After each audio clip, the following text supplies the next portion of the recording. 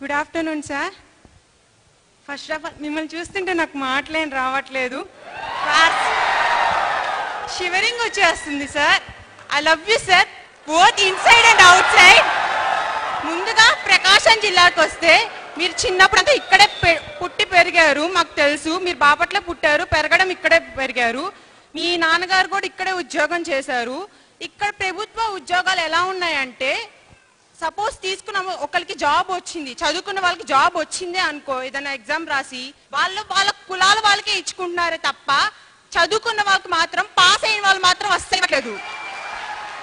ఏదైనా పోస్ట్ కావాలంటే గవర్నమెంట్ దాంట్లో 20 లక్షలు కట్టు పోస్ట్ ఇస్తా అంటున్నారు. అలా మా ఫ్యామిలీలలో ఫేస్ చేశారు సార్. అలా నీకు జాబ్ కావాలా, నువ్వు క్వాలిఫై అయ్యావా అని కాదు చూడట్లేదు సార్. మీ దగ్గర మనీ ఉన్నాయా, 30 lakhs ఉన్నాయా, మినిమం 30 lakhs ఉన్నాయా అని అడుగుతున్నారు.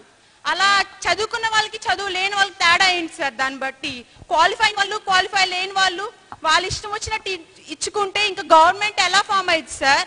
ప్లస్ ఇంకా చెప్పాలంటే మినిమం యూనివర్సిటీ కూడా లేదు మేము ఇక్కడ చదువుకోవడానికి.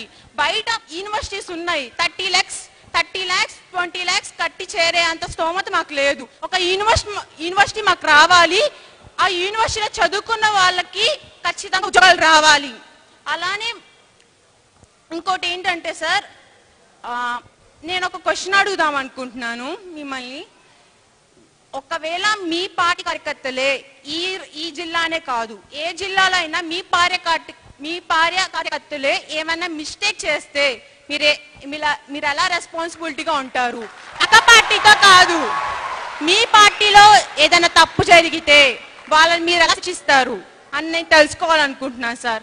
ఎందుకంటే పక్క పార్టీ వాళ్ళనైతే మనకు శిక్షించవచ్చు, మీ పార్టీలో మీరు ఎలా రెస్పాన్సిబిలిటీగా ఉంటున్నారో నేను తెలుసుకోవాలనుకుంటున్నాను. వీళ్ళందరూ కూడా అదే తెలుసుకోవాలనుకుంటున్నారు. ఒక్కసారి చెప్తే మా కోసం. జై హింద్, జై పవర్ స్టార్.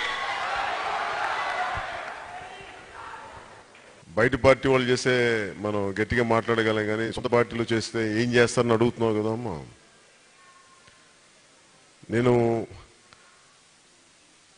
నాకు తప్పు చేస్తే నన్ను నేనే క్షమించుకోను, అలాంటి బయట వాళ్ళని ఎలా క్షమిస్తాను? ఎందుకంటే పార్టీని ఇందాక మీరు మీటింగ్లో లేరు, మీటింగ్లో లేకపోతే ఈ సమస్య ఉంది. మీరు చాలామంది జన సైనికులు, కొద్ది మంది, అందరని చెప్పడానికి చాలా కొద్ది మంది, హ్యాండ్ఫుల్ ఆఫ్ పీపుల్, వీళ్ళు కొంచెం ఎక్కువ చేయొచ్చు, కొన్నిసార్లు కొంత అతి చేయొచ్చు. నేను మనిషి మారుతారు నమ్ముతాను, మనుషుల్ని సంస్కరింపబడతారని నమ్ముతాను.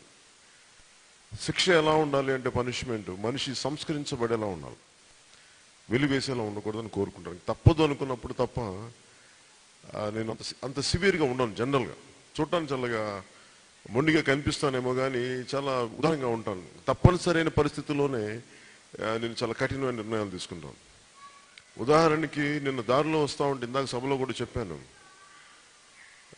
వచ్చే నెల్లూరు నుంచి ఇక్కడికి వచ్చే దారిలో ఒక నియోజకవర్గంలో ఇలా ఒక అబ్బాయి నా దగ్గరికి వచ్చి, అసలు జనసేన పార్టీ మొదటి నుంచి ఈ ఊళ్ళో నేనే ఉన్నాను, ఇక్కడ ఎవరు నా అనుమతి లేకుండా ఎవరు రాకూడదని మాట్లాడుతుంటే నాకు అర్థం కాల.